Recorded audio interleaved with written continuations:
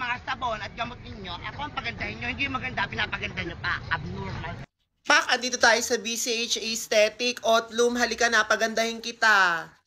Charot! Kidding aside, napakahirap mong pagandahin, Mima. Dahil unang-una sa lahat, unlimited walk ka sa sun. Parang hindi ka tinatablan ng mga UV. Nakakakutis ka ho yan, Mi. Kahit ano pong gamitin nyo, kung kayo ay gala sa arawan 24 hours a day, kahit anong sabon ay baka murahin pa tayo, Mami. Kasi hindi talaga gagana. Unang-una sa lahat, kung 24 hours ka naglalakad sa kalsada, kahit anong botox pa yan, tutubo ng tutubo ang muscle dahil ang hirap niyan. 24 hours nakatakong kapak, lagong. Ini-FU na nga ako ng mga binti mo, Mima.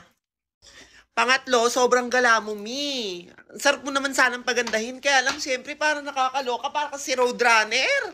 Kung san-san ka nagpupunta, gusto kong kumasami, pero tigilan mo yung mga ginagawa mo. Ganon. Dito pa naman sa BCH Aesthetic, plakado ang mga meds. Pack perfect ang mga pampafresh. Ayan, oh. Baka kahit si Voltes 5 susuko ang kampagandahin, Mi, ang mga V, baka hindi kayanin, B. Tas ang bibigat pa ng mga binubuhat mo. Kaya yung mga mangga at malong mo sa katawan, taksan, Mi. Manahimik ka lang sa bahay and then kasa, laban!